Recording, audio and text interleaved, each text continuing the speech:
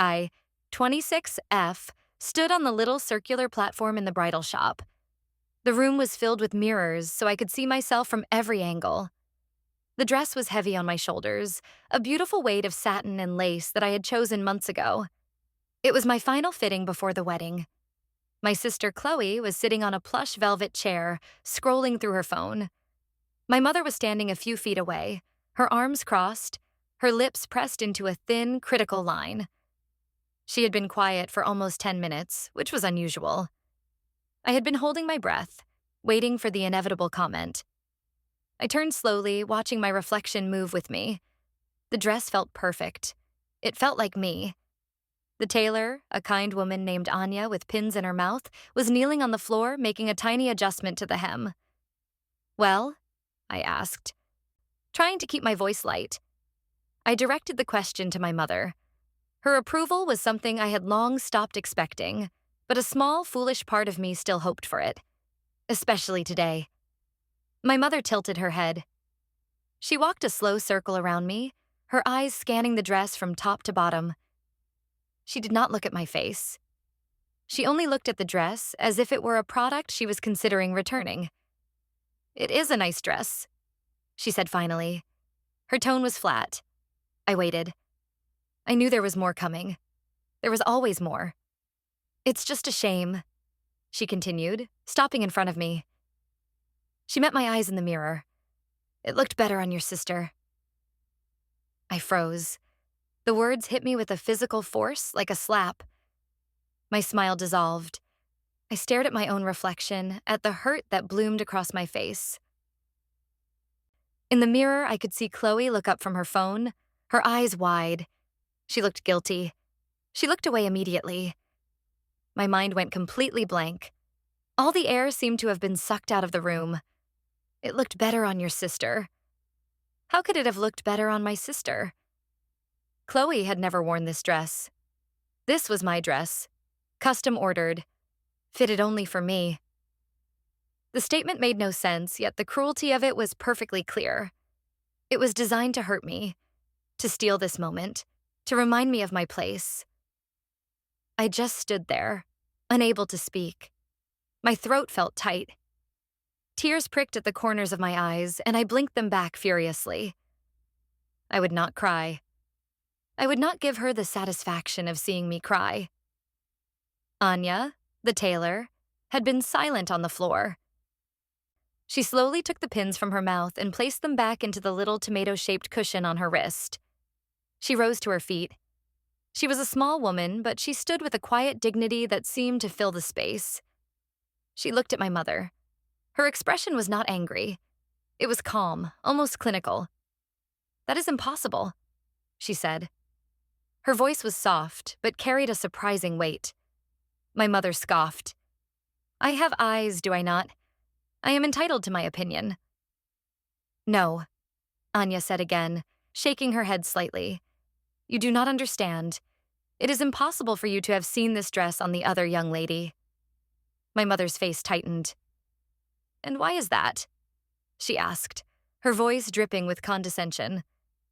Anya met my mother's gaze without flinching. "Because this is a bespoke gown. It was made to order for your daughter. It has never been on a mannequin. It has never been on another person. Today is the very first time it has been worn by anyone." A dead silence fell over the room. My mother's confident smirk wavered.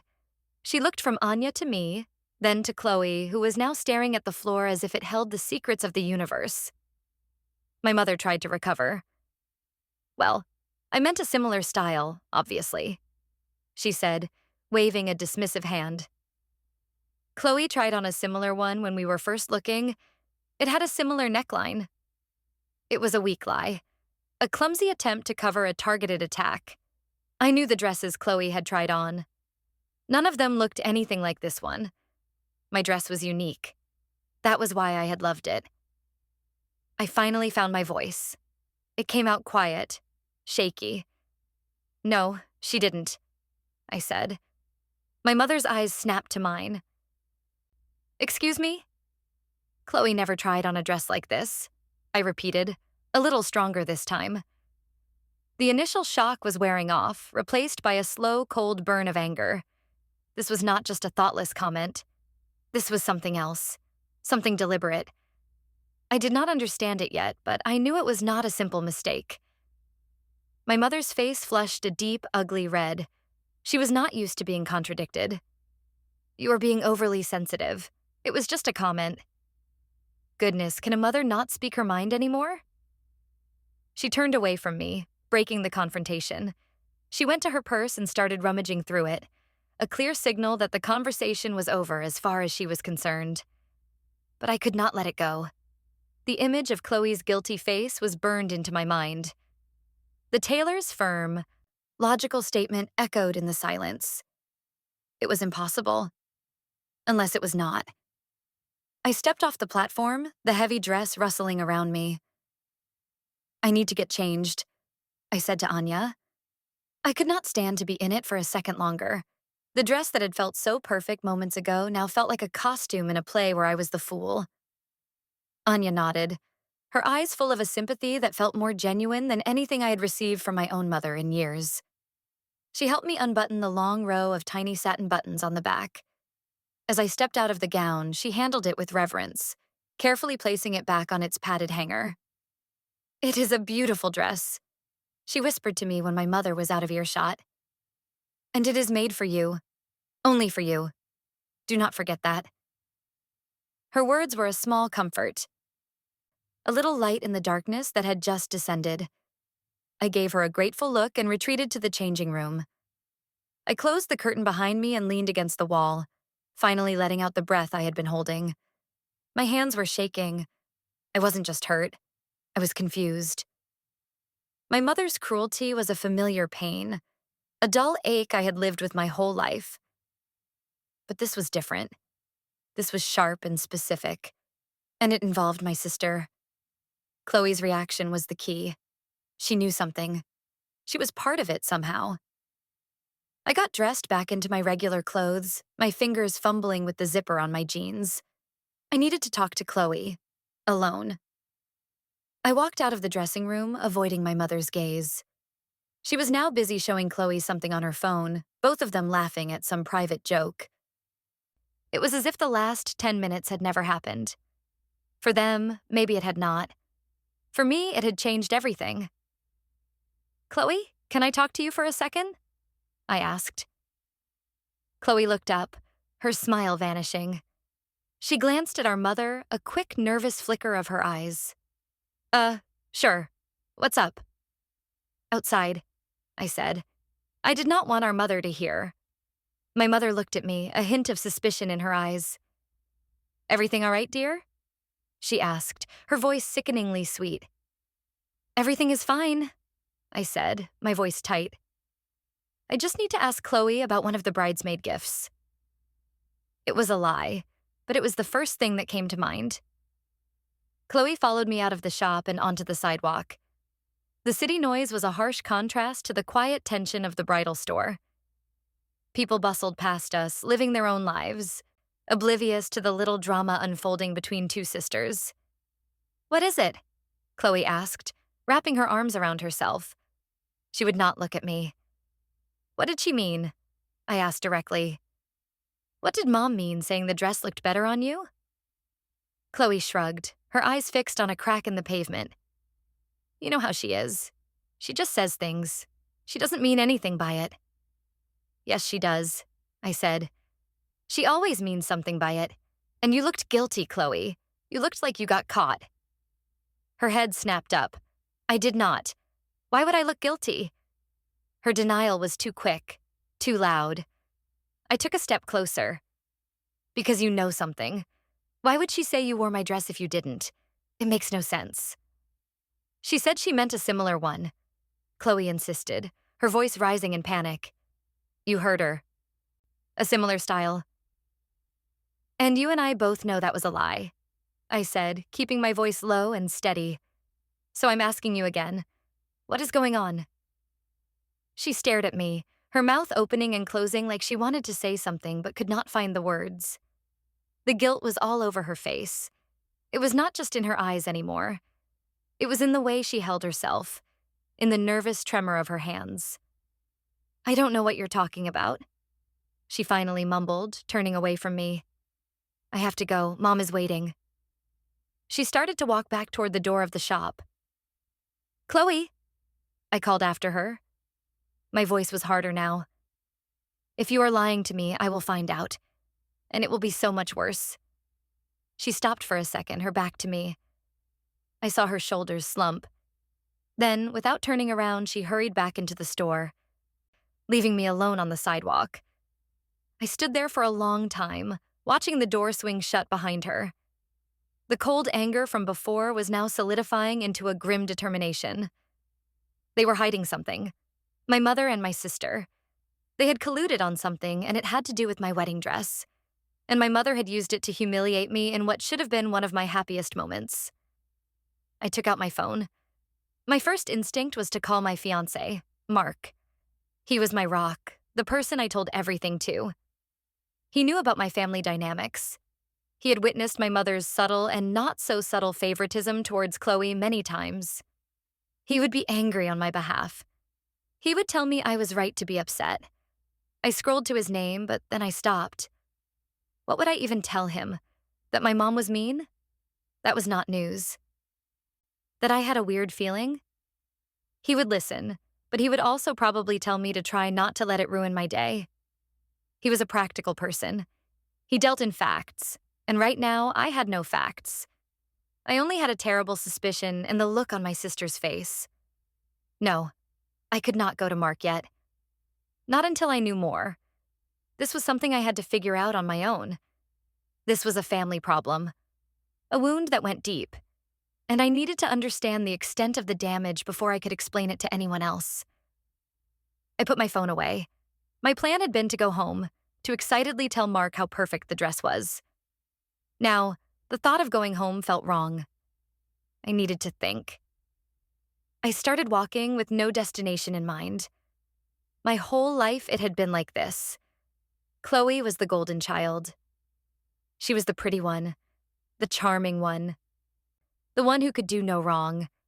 I was the responsible one, the smart one, the one who was always expected to be sensible and understanding. When we were kids, if Chloe broke a vase, it was an accident. If I broke one, it was because I was careless. If Chloe got a B on a test, my mother would praise her for trying so hard. If I got a B, my mother would ask why it was not an A. I had learned to live with it. I had built a life for myself outside of my family's toxic orbit. I had a job I was good at, friends who valued me, and a fiancé who loved me for who I was, not in comparison to someone else. I had thought I was past it. I had thought that as an adult, getting married, my mother's games would not be able to touch me anymore. I was wrong. She had found a way to get under my skin, to poison even this. The wedding was supposed to be mine. A celebration of my love for Mark, a new beginning. But she was trying to make it about her preferences, about her favorite daughter. The words echoed in my head. "It looked better on your sister." It was not just an insult. It was a declaration. A statement that even on my wedding day, in my wedding dress, I would still come in second place. I stopped walking. I was a few blocks away from the bridal shop now. I knew what I had to do. I needed more information, and there was only one person who could give it to me without the filter of family loyalty. I turned around and started walking back towards the shop. I needed to talk to Anya again, away from my mother and sister. She had seen something. She knew something. Her firm impossible was not just a defense of her work. It was a statement of fact. And if it was a fact, then my mother's statement was not an opinion or a poorly worded comparison.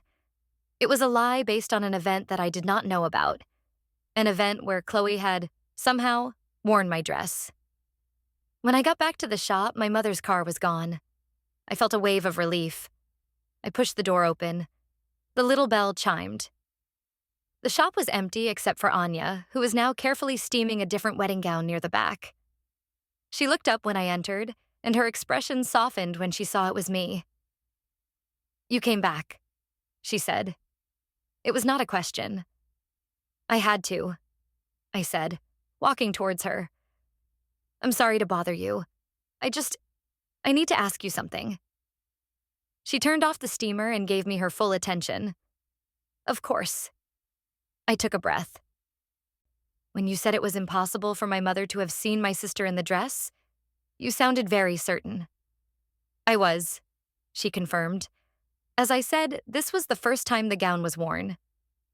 But what if it wasn't? I pressed. Is there any way my sister could have tried it on without me knowing? Anya was silent for a moment. She looked at me, her eyes searching my face. I think she saw the desperation there, the desperate need for the truth, no matter how much it might hurt. She seemed to be weighing her words, or perhaps weighing her own involvement. A business owner getting in the middle of a family dispute was a risky thing. We have very strict policies, she said carefully. A bespoke gown is for the bride only. No one else is permitted to try it on. It is a matter of respect. For the bride, and for the gown itself. Her answer was professional. It was the correct answer. But it was not the whole answer. I could feel it. I understand your policies, I said, my voice pleading a little. But my mother can be very persuasive, and my sister doesn't always stand up to her. Please, something happened here. I know it did. I can't explain why, but I need to know the truth. My mother saying that to me, it wasn't just a random comment. Anya studied me for another long moment. I held her gaze, trying to convey that I was not just some hysterical bride. I was a woman on the edge of a very painful discovery, and I needed her help to see it through. Finally, she let out a long, slow sigh. Your mother and sister were in the shop last week, she said quietly. My heart hammered against my ribs. They were? Together? She nodded. They came in on Tuesday afternoon. You were not with them. Why were they here? I asked, my voice barely a whisper. Your mother said she wanted to see the dress again, to make sure the color of the lace would match the shoes she had bought for herself. It sounded like a plausible excuse, a typical controlling move from my mother, but it did not explain everything. And did you show her the dress? I asked. I did, Anya said. I brought it out from the back. I kept it on the mannequin. I waited. There was more. I knew there was. And then what happened? I prompted gently. Anya looked uncomfortable. She wrung her hands. Your mother. She insisted. She said she could not get a proper feel for the dress on the mannequin. She said your sister has a very similar frame to you. She wanted your sister to just slip it on for a moment, so she could see how it moved. The world tilted on its axis. It was true. It had actually happened. My sister had put on my wedding dress, my custom, made-for-me wedding dress, behind my back, at my mother's insistence. A wave of nausea washed over me. It was so much worse than I had imagined. This was not just a mean comment. It was a premeditated act of betrayal. A secret little fashion show starring my sister in my place. And you let her? I asked, my voice hollow. Anya's face was full of regret. I told her no. I explained our policy. I told her it was inappropriate. But your mother was very insistent. She made a scene. She threatened to write terrible reviews. She said she would tell everyone that our shop was unaccommodating. I have been in this business for 30 years. I have never had a customer like her. I could picture it perfectly. My mother in her element, bullying a small business owner into getting her way, using threats and emotional pressure until she broke them down. She had done it my whole life, to teachers, to waiters, to me. So Chloe, she wore it? I asked, needing to hear the final confirmation. Anya nodded, her eyes filled with pity. For just a minute, I felt terrible about it. I was going to tell you today, to apologize. But then your mother was here and I did not know what to say. When she made that comment, I was so angry for you. That is why I spoke up. I sank onto the small velvet chair that Chloe had been sitting in earlier. The betrayal was a physical weight, pressing down on me, making it hard to breathe. My sister, who I had trusted, had gone along with it. She had stood in this very room wearing my dress while my mother looked on. And then she had sat in this very chair and watched my mother use that secret moment to humiliate me. "Thank you," I said to Anya. My voice was thick with unshed tears. "Thank you for telling me the truth." "I am so sorry," she said again. "It should never have happened." I shook my head. "It's not your fault. It's theirs." A cold, hard resolve began to form in the pit of my stomach. The hurt was still there, a giant, gaping wound, but something else was growing alongside it. Anger. A pure, undiluted rage that I had not felt in years. I had spent my entire life making myself smaller to keep the peace, swallowing insults and managing my mother's moods. I had accepted the role of the lesser daughter because it was easier than fighting. Not anymore. This was a line that could not be uncrossed. They had not just insulted me. They had violated something sacred. They had taken a symbol of my future, of my happiness, and they had tainted it. And they had done it together. I stood up. "Can I ask you for one more thing?" Anya looked at me, her expression wary but kind. "What is it?" "Do you have security cameras in the shop?" I asked. Her eyes widened slightly. She knew immediately where I was going with this. After a moment's hesitation, she gave a slow, deliberate nod. "Yes," she said. "We do." A dark, vengeful thought began to take shape in my mind. It was not pretty. It was not kind, but it was satisfying. "Can I get a copy of the footage from last Tuesday?" I asked. Anya looked at the door as if expecting my mother to burst in at any moment. She was clearly worried about the repercussions for her business. But then she looked back at me, at the determined set of my jaw, at the fire in my eyes, and she made a decision. "I think that can be arranged," she said. I left the shop a few minutes later with a small, discreet USB drive in my pocket. It felt heavy, like a weapon. I did not know exactly how I was going to use it yet, but I knew one thing for certain. My mother and my sister were going to regret what they had done. There would be no more quiet acceptance. There would be no more keeping the peace. There was going to be a reckoning. And it was going to happen on my terms. I went home, but I did not tell Mark what had happened. Not yet. I needed to see it for myself first. I went into my home office and closed the door. I plugged the USB drive into my laptop. My hand was shaking so much that it took me 2 tries. A video file popped up on the screen. I clicked on it. The footage was clear. It showed the main area of the bridal shop from a high corner angle.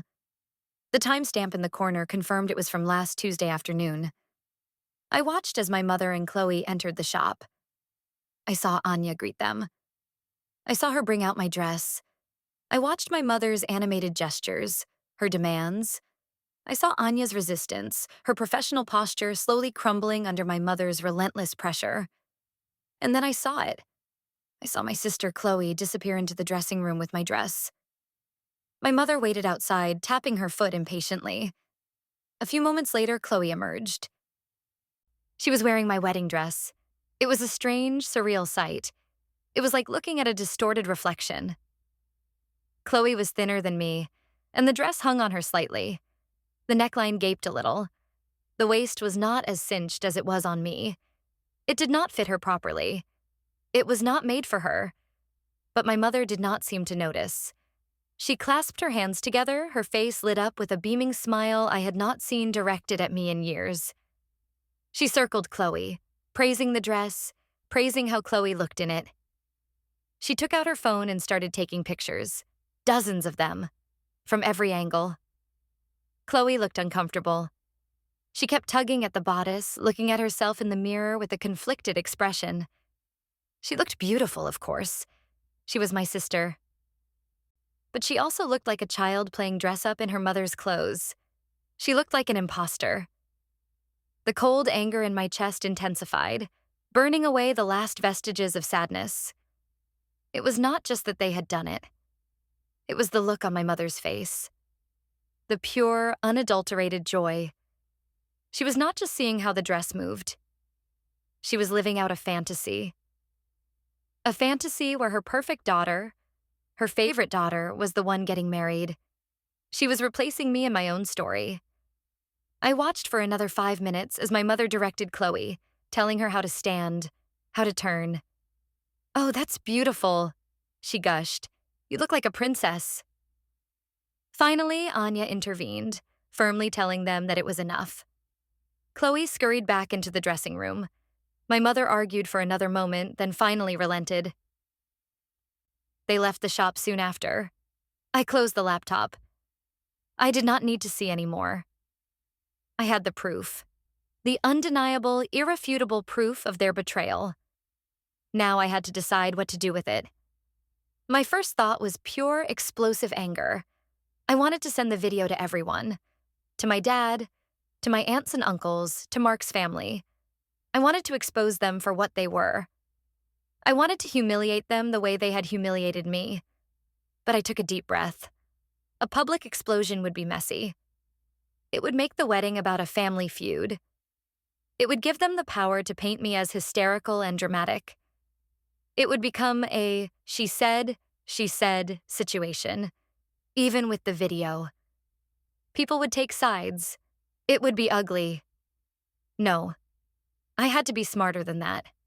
I had to be more strategic. My mother cared about one thing above all else: her public image, her reputation as a perfect mother with a perfect family. That was her weakness, and that was what I was going to use against her. I needed a plan. A plan that would not just expose them, but would force them to face the consequences of their actions in a way they could not escape. A plan that would give me back the control they had tried to steal. I sat there in my office for over an hour, just thinking. I thought about all the years of small cuts, of casual dismissals, of being made to feel second best. I thought about how I had always been the one to smooth things over, to apologize even when I was not wrong, just to keep the peace.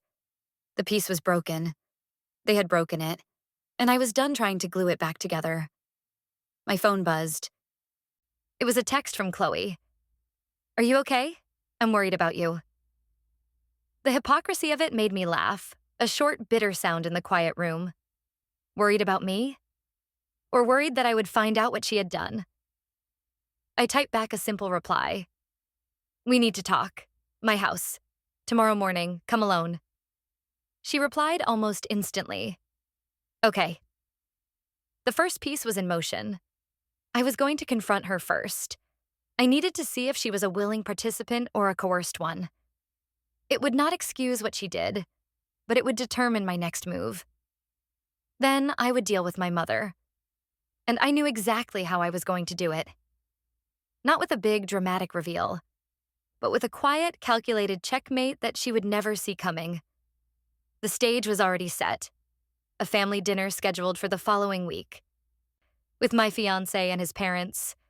A perfect audience for a perfect mother's downfall. I spent the rest of the evening in a strange state of calm. The rage was still there, simmering beneath the surface, but it was a controlled burn now. It was fuel. Mark came home from work, and I greeted him with a kiss. He asked me how the fitting went. "It was interesting," I said, my voice even. "The dress is perfect." He smiled, oblivious to the storm raging inside me. "I can't wait to see you in it." "Me too," I said. And I meant it. Because when I finally wore that dress on my wedding day, it would be a symbol not of their betrayal, but of my victory. It would be my dress, in my moment, on my terms. And everyone, especially my mother, would know it. The next morning, Chloe arrived at my house at 10 o'clock sharp. She looked like she had not slept. Her eyes were puffy, and she was clutching her purse like a shield. I let her in and led her to the living room. I did not offer her coffee. I did not engage in small talk. I just sat down on the couch opposite her and waited. "So," she said, her voice trembling slightly. "You said you wanted to talk." "I do," I said calmly. "I went back to the bridal shop yesterday, after you and Mom left." Her face went pale. "You did?" "I did," I repeated. "I spoke with Anya, the tailor. She's a very honest woman. Chloe swallowed hard. She knew what was coming. She did not even try to deny it. She just stared at me, her eyes filling with tears. She told me everything, Chloe, I said, my voice devoid of emotion. She told me that you and Mom went there last week. She told me that Mom bullied her into letting you try on my wedding dress. The tears spilled over and ran down her cheeks. I'm so sorry, she whispered. I didn't want to. I really didn't. But you did it anyway, I stated. It was not an accusation. It was a fact. Mom, you know how she gets, she stammered, twisting a tissue in her hands. She was so insistent. She said it was just for a second. She said you would never have to know. She said she was just worried about how it would look and that since I was there, it was the only way to be sure. Sure of what? I asked, my voice dangerously quiet. Sure that it was a pretty dress? Or sure that I wouldn't look as good in it as you did? She flinched as if I had struck her. No, it wasn't like that. I told her it was a bad idea. I told her you would be mad. But you still put on the dress, I said, leaning forward. You stood there in my dress and you let her take pictures of you. You let her pretend you were the bride. Her head dropped. She made me, she sobbed. She just kept pushing and pushing. It was easier to just do it and get it over with. Easier for you, maybe, I said coldly. And then yesterday, you sat there. You heard what she said to me? You saw my face. And you said nothing. You let me believe I was going crazy. You let me think I was being too sensitive. I was scared, she cried. I was scared of what she would do if I told you the truth. I was scared of you being mad at me. Well, congratulations, I said, my voice like ice. I am mad at you. I'm more than mad. I don't even have a word for what I am right now.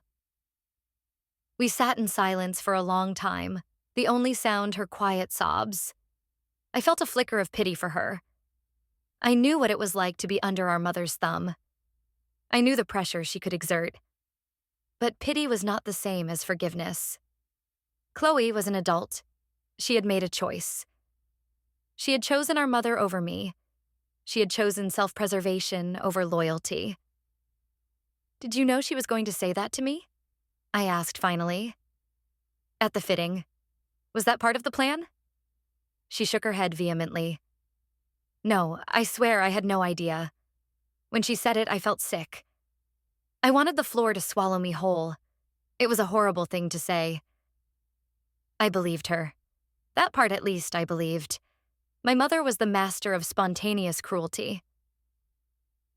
The comment was likely her own twisted cherry on top of the secret betrayal. She has pictures, doesn't she? I asked. On her phone. Chloe nodded miserably. Yes. She kept looking at them in the car on the way home. The image made my stomach turn. My mother, scrolling through photos of her preferred daughter in my wedding dress. It was pathological. I want you to get those pictures, I said. Chloe's head snapped up. What? How? I don't care how, I said. Take her phone. Tell her you need to make a call. Go through her photos and delete them. All of them. And then go into her recently deleted folder and delete them from there too. I want every single one of them gone. She looked terrified. I can't do that. She would kill me. She won't know if you do it right, I said. And you are going to do it. Because if you don't, then you and I are done. I mean it, Chloe. I will cut you out of my life so completely it will be like you never existed. No more sister. No more aunt to my future children. Nothing. The threat hung in the air between us, heavy and absolute. I saw the panic in her eyes. She knew I was not bluffing. I had reached my limit. And when you've done that, I continued, you are going to come with me to the family dinner next week. And you are going to back me up when I confront her. Confront her? She whispered, her face ashen. In front of everyone? Mark's parents will be there. Yes, I said. They will. and so will Dad. It's time he saw her for who she really is.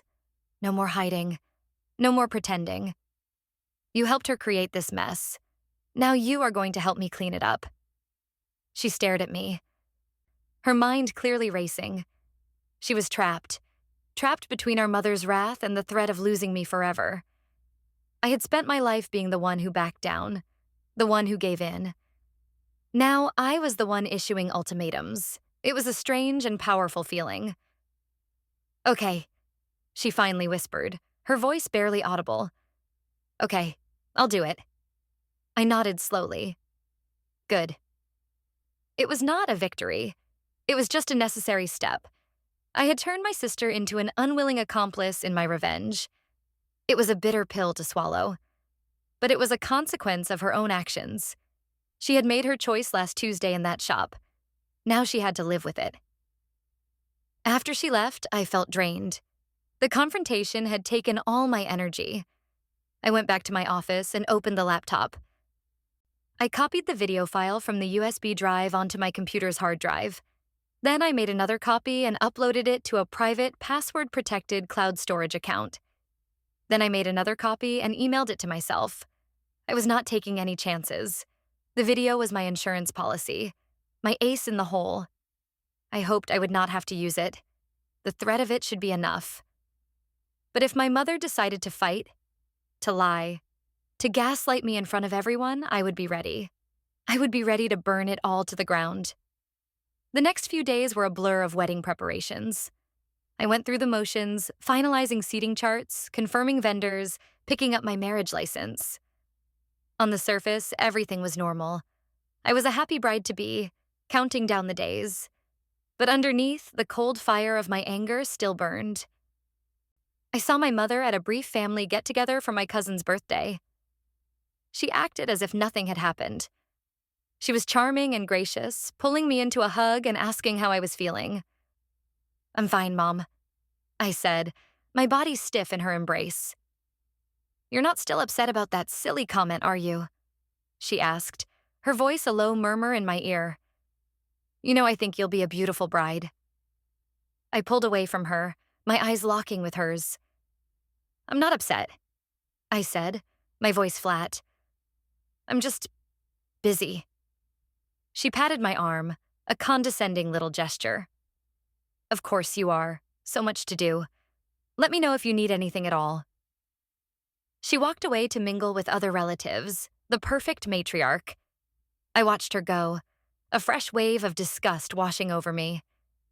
She truly believed she had gotten away with it.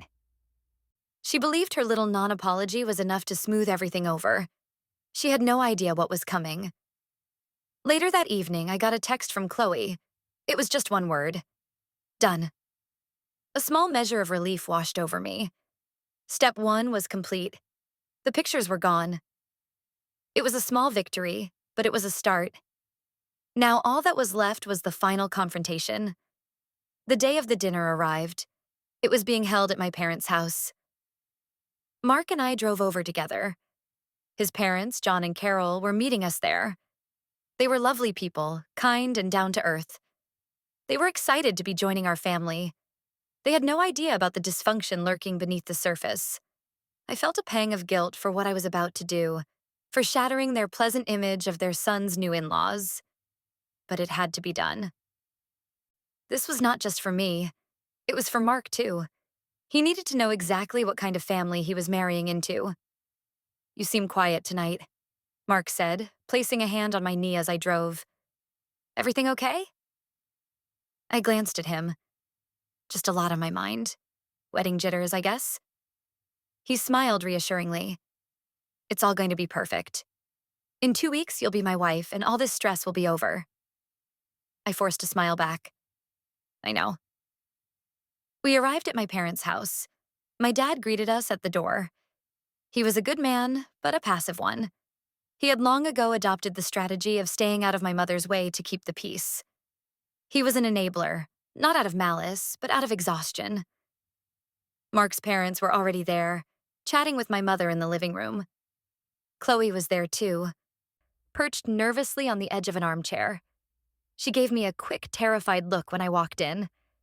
I gave her a small, almost imperceptible nod. My mother was in her element. She was playing the gracious hostess, pouring wine, passing around appetizers, telling charming anecdotes about my childhood. John and Carol were captivated. They were seeing the performance, not the person behind it.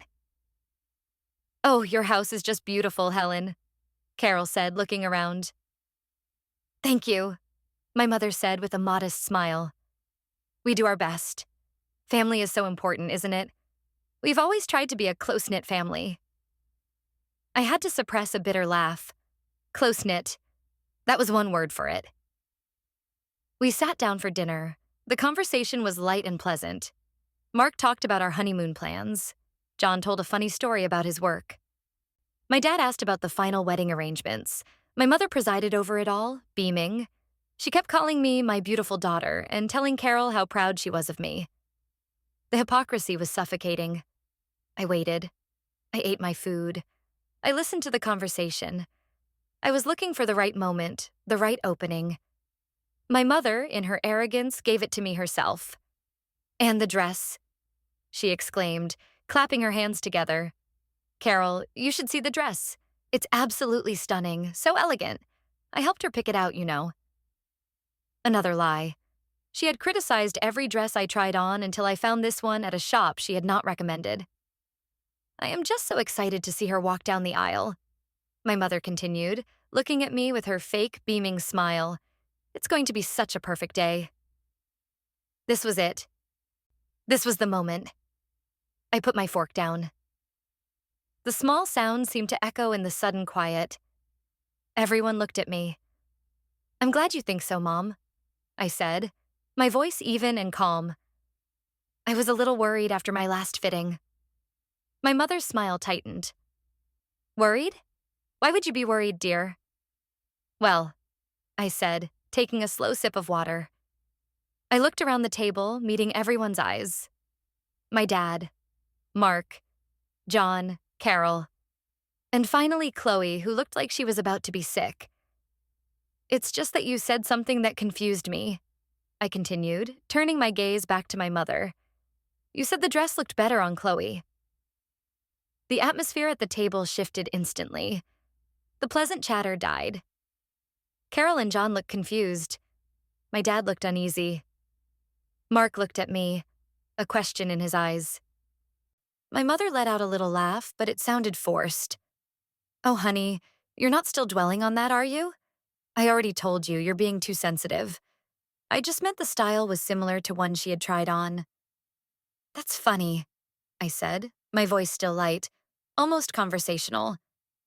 "Because that's not what Anya, the tailor, told me." My mother's face began to lose its color. "I don't know what you're talking about."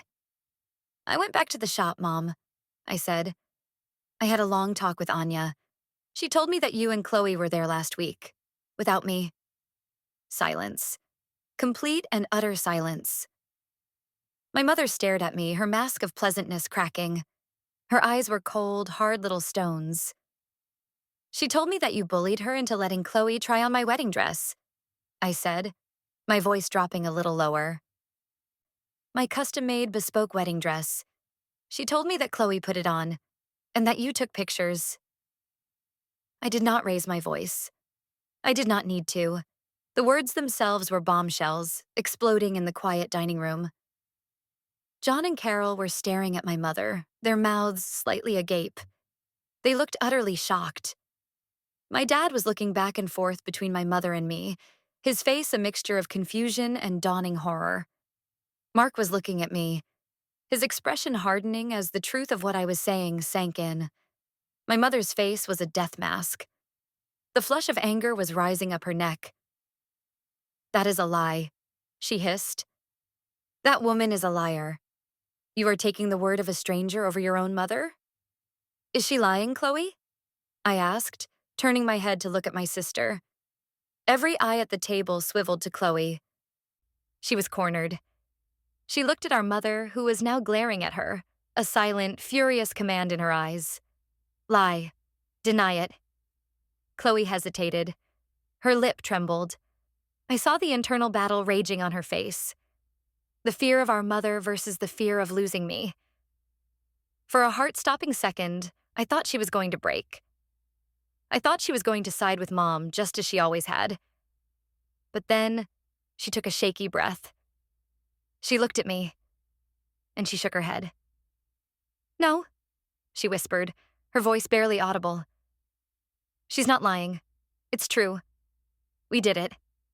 I tried on the dress." The admission hung in the air. It was the final, killing blow. My mother made a strangled sound in the back of her throat. Her face, which had been red with anger, was now completely white with shock and fury. She had been betrayed by her own golden child. My dad finally spoke. "Helen?" he said, his voice low and full of disbelief. "Is this true? You did that?" My mother did not answer him. She was staring at me, her eyes filled with a hatred so pure it was terrifying. "You," she spat. "You did this. You planned this. To embarrass me." "Embarrass you?" I asked. And now, finally, the anger I had been holding back began to seep into my voice. "You think this is about embarrassment? You stood by and let her tell me, at my wedding dress fitting, that the dress looked better on my sister. You took what should have been one of the happiest moments of my life, and you turned it into a humiliation. And you did it based on a secret you were keeping. A secret where you went behind my back and violated my trust in the most profound way imaginable. This isn't about embarrassing you, Mom. This is about consequences." I stood up from the table. "Mark, Carol, John, I am so sorry that you had to witness this. This is not the family I want you to think you are joining, because this is not the family I am going to have." I looked at my mother, whose face was a twisted mask of rage. "You have two choices," I said, my voice cold and clear. "You can give me a genuine, sincere apology. Right here. Right now. An apology for trying on the dress, for the comment, and for a lifetime of making me feel second best. Or you can be uninvited to my wedding. The choice is yours." The ultimatum landed in the silent room. No one moved. No one breathed. My mother stared at me, her jaw clenched. I could see the war in her eyes. The pride, the fury, the humiliation, apologizing here in front of everyone, would be the ultimate defeat for her. It would be an admission of guilt that she could never take back. "You wouldn't dare," she whispered. "Try me," I said. We were locked in a battle of wills. The entire family, my future family, was watching. This was the moment everything would change. My dad put his hand on my mother's arm. "Helen," he said, his voice pleading, "just apologize. For God's sake, just apologize to your daughter." She shook his hand off, her eyes never leaving mine. I saw the calculation in them. She was weighing the cost of an apology against the public shame of being barred from her own daughter's wedding. Her reputation was on the line. Finally, through gritted teeth, she spoke. The words sounded like they were being ripped from her throat. "I'm sorry," she ground out. It was barely a whisper. "I can't hear you," I said calmly. She took a deep, shuddering breath. "I am sorry," she said, louder this time. The words were clipped, forced. "I am sorry for what happened at the shop and for what I said." It was not the heartfelt apology I had demanded. It was a hostage statement. But it was an apology. In front of witnesses. It was a surrender. I looked at her for a long moment. It was not enough to heal 26 years of wounds, but it was a start. It was a crack in the dam. "Thank you," I said. "That's all I wanted." I turned to Mark. "I think we should go now." He stood up immediately, his face a grim mask of support. "I think that's a good idea." His parents stood up as well, looking deeply uncomfortable but supportive. Carol gave my arm a sympathetic squeeze as we walked towards the door. My dad followed us. "I'm so sorry, sweetheart," he said, his voice thick with emotion. "I had no idea. I should have seen it. I should have done something sooner." It's okay, Dad, I said, and I meant it. His apology felt more genuine than my mother's. But you need to talk to her. This can't ever happen again. It won't, he promised. I swear to you it won't. Chloe was still sitting at the table, crying silently. She did not look at me as I left. I did not look at her. The space between us was a chasm of broken trust. I did not know if it could ever be repaired. As Mark and I walked to the car, the night air felt cool and clean. I felt strangely light, as if I had just set down a burden I had been carrying my entire life. I am so proud of you, Mark said, taking my hand. That was the bravest thing I have ever seen.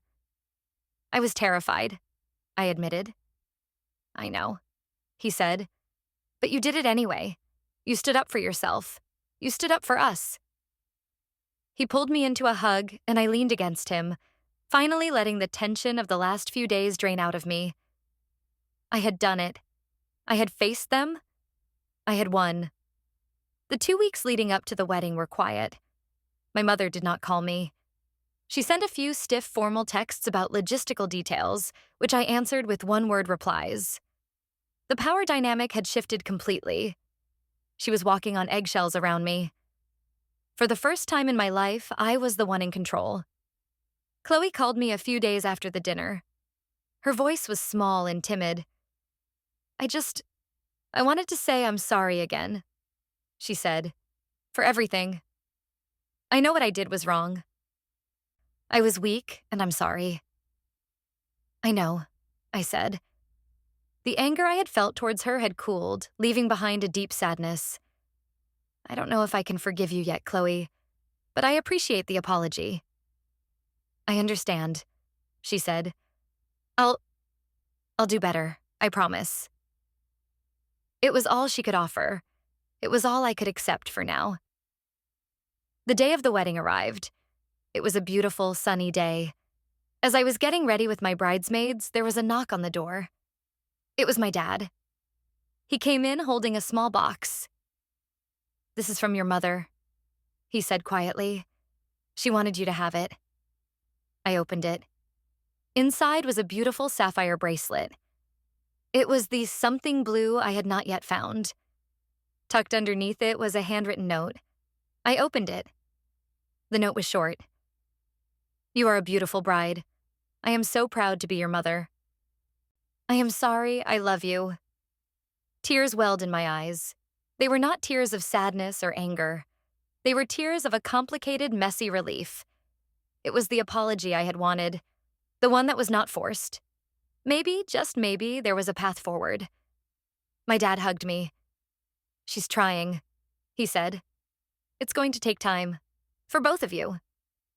I nodded. I know. Later, as I was putting on my dress, Anya was there to help me. She had insisted on being the one to help me get ready on the day. As she fastened the final button, she met my eyes in the mirror. Now, she said with a warm smile, now it is perfect. Worn for the first time by the only person it was ever meant for. I looked at my reflection. The dress was magnificent. It felt like a part of me. It was not tainted. It was not a symbol of betrayal. It was a symbol of my strength, of my refusal to be made small. My mother was at the ceremony. She was quiet and subdued. When she saw me in the dress, her eyes filled with tears. But this time, I knew they were not tears of jealousy or regret. They were tears of a mother seeing her daughter on her wedding day. As I walked past her down the aisle, she reached out and squeezed my hand. It was a small gesture, but it meant the world. The wedding was perfect. Not because everything went according to plan, but because it was ours.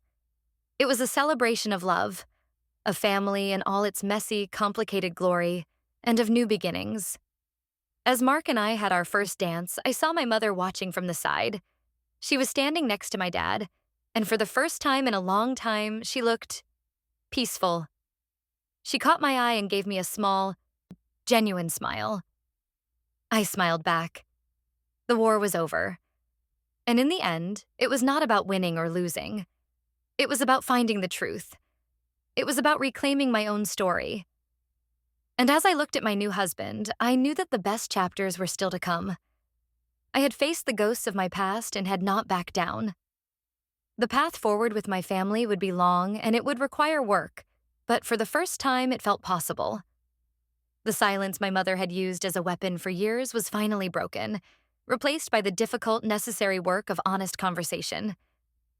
I had found my voice, and I was never going to lose it again.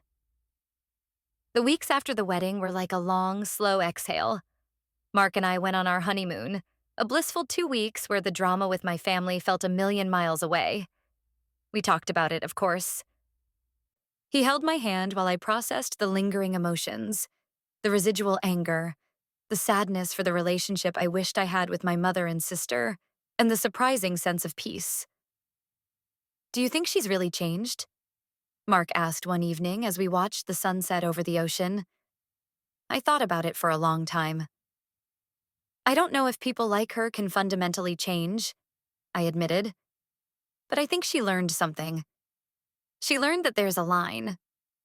She learned that I'm not a child she can control anymore. And she learned that her actions have real public consequences."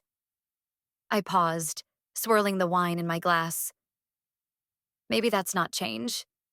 Maybe it's just management. She's managing her behavior now because she has to, but for me, that's enough. For now. When we returned home, reality set in. There was a pile of mail, a mountain of laundry, and a voicemail from my sister Chloe. I hesitated before playing it. "Hey," her voice said, small and tentative. I hope you had an amazing honeymoon. I was thinking about you. Call me when you get a chance. Or don't. It's okay." I played the message for Mark. He looked at me. "What are you going to do?" "I don't know," I said honestly. Part of me wanted to ignore it, to continue the comfortable distance. But another part, a deeper part, knew that was not a long-term solution. Chloe was my sister. We had a lifetime of shared history that could not be erased by one act of betrayal, no matter how deep it cut. I decided to call her back. The conversation was stilted at first. We talked about the weather, about my honeymoon, about her work. It was all surface level, both of us avoiding the giant elephant in the room. Finally, I took a breath. "Chloe, about what happened." "You don't have to," she interrupted quickly. "We don't have to talk about it." "Yes, we do," I said gently. "We can't just pretend it didn't happen. That's what we've always done in our family, and look where it got us." There was a long silence on the other end of the line. Then I heard her take a shaky breath. "You're right," she said. I'm so ashamed. Every time I think about it, I feel sick. Seeing your face at that fitting, and knowing I was part of the reason you were hurting, it was the worst feeling in the world." "Why did you do it, Chloe?" I asked, the question I had been wanting to ask all along. Not the coerced answer she gave me before, but the real reason. Not just about the dress. "Why have you always gone along with her?" She was quiet for so long I thought she had hung up. "Because I'm a coward," she finally whispered. "And because I was jealous of you." The admission stunned me. Jealous? Of me? "Chloe, you were the golden child. Mom adored you. You got everything you ever wanted." "I got what she wanted," Chloe corrected, her voice gaining a bit of strength. "I got the clothes she picked out. I played the sports she wanted me to play. I dated the boys she approved of. I was never me. I was her doll. And you? You were always you. You were smart. You had your own opinions. You built your own life. You got away. I never knew how to do that. And I resented you for it. I hated that you were strong enough to be yourself. And I wasn't." Her confession reframed my entire childhood. I had always seen her as the victor, the one who had it easy. I never considered that her position came with its own cage, one made of suffocating expectations instead of neglect. "When Mom wanted me to try on the dress," she continued, "a small, ugly part of me was excited. For just a minute, I could pretend to be you. To have your life, your future, your strength, it was sick, and I'm so, so sorry. For the first time since it all happened, I felt a genuine wave of empathy for her. Not pity, but a true understanding of her pain. We were both victims of our mother's manipulations, just in different ways. Thank you for telling me that, I said, my voice thick. That helps me understand. I want to fix this, she said desperately.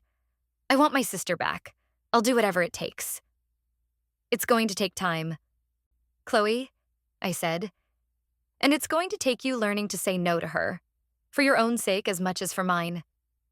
I know, she said. I'm starting. It's hard, but I'm trying. That conversation was the beginning of a slow, fragile rebuilding of our relationship. It was not easy. There were moments of awkwardness, moments where old patterns threatened to resurface. But for the first time, we were honest with each other. We were allies, united against the source of our shared trauma, rather than competitors for her affection. My relationship with my mother also found a new, strange equilibrium. We saw each other at family holidays and birthdays. The conversations were polite, careful. She never mentioned the incident again, and neither did I. The unspoken threat of the video footage, which I knew she suspected I still had, was a permanent guardrail on her behavior. She would try sometimes to slip back into her old ways, a backhanded compliment about my cooking, a subtle suggestion about how Mark and I should be saving our money. But now I had a new response. I would just look at her, a calm, steady, silent look, and I would say, I don't think so. And she would back down. Every single time. The power was mine now. I did not need to wield it like a weapon. I just needed to let her know it was there. About a year after the wedding, Chloe called me, her voice buzzing with an unfamiliar excitement. I did it, she said. I finally did it. Did what? I asked. I quit my job, she announced. The one Mom got for me at her friend's company, and I enrolled in a graphic design course. It's what I've always wanted to do. I broke into a huge smile. Chloe, that's amazing. I'm so proud of you. She's furious, Chloe said, but there was no fear in her voice, only a kind of giddy freedom. She called me and yelled for 20 minutes, said I was throwing my life away. And you know what I did? What? I said, this is my life, Mom, not yours. And then I hung up. I laughed, a real joyful laugh. Good for you. It felt so good, she said. It felt like I could finally breathe. Seeing Chloe find her own strength was, in a way, the final piece of my own healing. My revenge had not just been about punishing my mother. It had inadvertently been about liberating my sister, too. By breaking the cycle for myself, I had shown her that it was possible for her, too. Life moved on. Mark and I bought a house.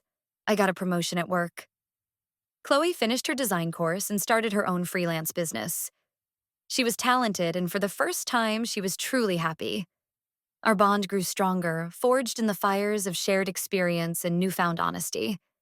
My mother never fully became the warm, loving parent I had once craved. The scars of our past were too deep for that. But we found a way to coexist, a way based on respect, boundaries, and the unspoken understanding that the days of her unchallenged reign were over. One day, I was cleaning out some old files on my computer. I came across the video file from the bridal shop. I hovered my cursor over it, my finger resting on the delete key. I thought about the girl in the video, my sister, looking lost and uncomfortable in a dress that was not hers. I thought about my mother, her face alight with a vicarious joy that was both sad and terrifying. And I thought about the woman I was then, the one who stood on that pedestal and felt her world crack open. I had kept the video as a weapon, as insurance, but I did not need it anymore. The power it represented was not in the file itself. It was inside me. It was in the strength I had found to speak the truth. It was in the boundaries I had built to protect my peace. I took a deep breath, and I deleted the file. Then I went to the cloud storage and deleted the copy there. and the one in my email. They were all gone. I did not need to hold it over her head forever. I did not need the constant reminder of the worst day to ensure my best days. The lesson had been taught. The balance had been restored. Later that evening, my mother called. Her voice was soft on the phone. "I was just thinking," she said. "Your father and I were looking at your wedding album. You were such a beautiful bride. That dress? It was just perfect for you." I smiled, a small, genuine smile. "I know, Mom," I said. "It really was." The peace I felt in that moment was real. It was not the fragile, tense peace of the past, built on swallowed words and silent resentment. It was a new kind of peace, one that I had fought for, one that I had earned. And I knew with a certainty that settled deep in my bones that it was a peace that would last.